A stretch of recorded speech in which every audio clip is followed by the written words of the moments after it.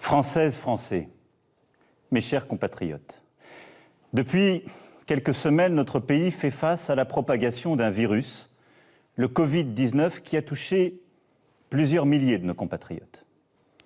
J'ai bien entendu ce soir, avant toute chose, une pensée émue et chaleureuse pour les familles et les proches de nos victimes. Cette épidémie, qui affecte tous les continents et frappe tous les pays européens, est la plus grave crise sanitaire qu'ait connue la France depuis un siècle. J'ai depuis le premier jour de ma prise de fonction encouragé, accompagné, facilité toutes les études de recherche clinique visant à répondre à la demande des chercheurs. Et à l'heure à laquelle je vous parle, plusieurs sont en cours dans des grands hôpitaux français. Mais ministre de la Santé, j'ai aussi le devoir de respecter l'exigence scientifique et sanitaire avant toute décision de traitement.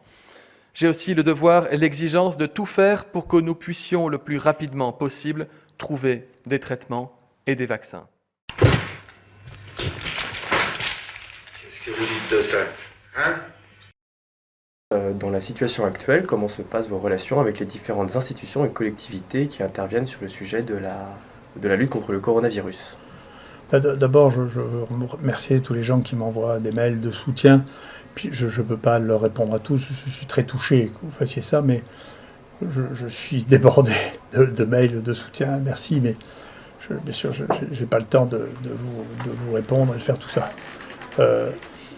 Deuxièmement, ici, on a vraiment beaucoup d'aide de notre institution, l'assistance publique, en particulier avec M. Pazelli, l'ARS, avec M. Lemester, qui nous aident, qui nous soutiennent, avec des difficultés que parfois ils ont à organiser des choses que nous faisons ici, qui ne correspondent pas nécessairement aux lignes directrices qui sont faites. Et puis, bien entendu, je suis en contact avec le ministère et avec le président de la République pour leur dire ce que je pense. Après, le processus de décision de la politique, c'est le leur, mais moi, je reste en contact avec eux directement, parce que le conseil ne correspond pas à ce que je pense être un devoir de conseil stratégique.